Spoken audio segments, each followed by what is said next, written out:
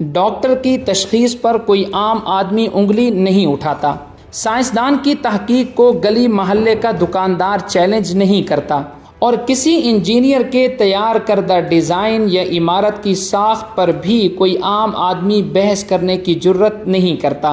لیکن صد افسوس کہ ہمارے ہاں دین اور مذہب کو اتنا لاوارث، آسان اور مظلوم سمجھ لیا گیا ہے کہ جب معیشت اسلامی کے عالمی ماہر، درجنوں علمی اور تحقیقی کتب کے مصنف اور فقہ اسلامی پر کامل عبور رکھنے والے حضرت مفتی محمد تقی عثمانی صاحب دامت برکاتہم سالہ سال کی تحقیق کے بعد کسی جدید معاشی مسئلے پر فقہی رائے دیتے ہیں، تو ایسے لوگ بھی اس فتوے کو چیلنج کرنے کے لیے کھڑے ہو جاتے ہیں جنہیں علم دین کے بنیادی اصولوں کا پتہ ہی نہیں ہوتا۔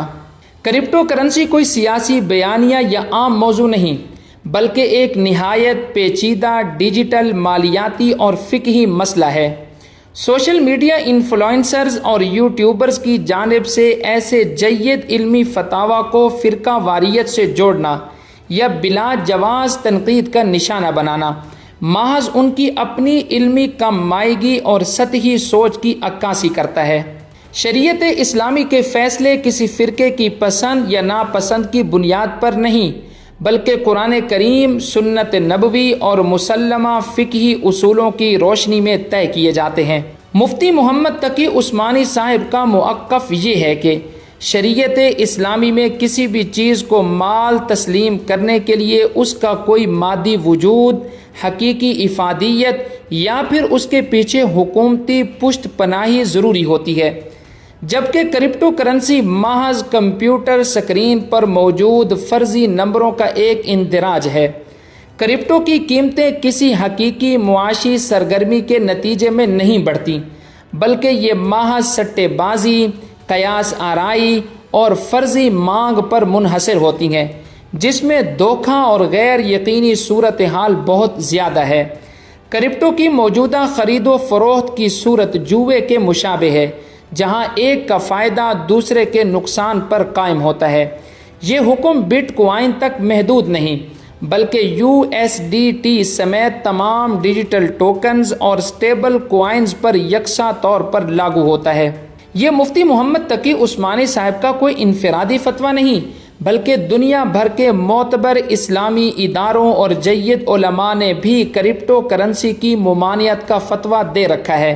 مصر کے مفتی اعظم شیخ شوقی علام نے کرپٹو کو حرام قرار دیتے ہوئے کہا کہ یہ ملکی معیشت کو نقصان پہنچانے اور دھوکہ دہی کا ذریعہ ہے۔ ترکی کے اعلیٰ ترین سرکاری شرعی ادارے نے واضح کیا کہ جس کرنسی کے پیچھے کوئی مرکزی بینک یا حکومت موجود نہ ہو، اس میں سرمایہ کاری شریعت کے خلاف ہے۔ دنیا کے سب سے بڑے مسلم ملک انڈونیشیا کی علماء کونسل نے بھی کرپٹو ٹریڈنگ کو جوا قرار دے کر ممنوع قرار دیا ہے۔ صرف مفتیان کرام ہی نہیں، بلکہ دنیا کے کئی ترقی یافتہ اور بڑے ممالک نے بھی اس کے ہولناک معاشی نقصانات، منی لانڈرنگ اور مالیاتی عدم استحکام کے خطرات کے پیش نظر اس پر سخت پابندیاں عائد کر رکھی ہیں۔ چین، دنیا کی دوسری بڑی معیشت، نے کرپٹو کی تمام اقسام، مائننگ اور لین دین پر مکمل پابندی عائد کر رکھی ہے تاکہ اپنے مالیاتی نظام کو فراڈ اور بے ضابطگیوں سے محفوظ رکھا جا سکے۔ بنگلہ دیش، مصر، مراکش اور الجزائر جیسے ممالک نے اپنے زر مبادلہ کے ذخائر کے تحفظ اور اینٹی منی لانڈرنگ قوانین کے تحت اسے قانوناً جرم قرار دیا ہے۔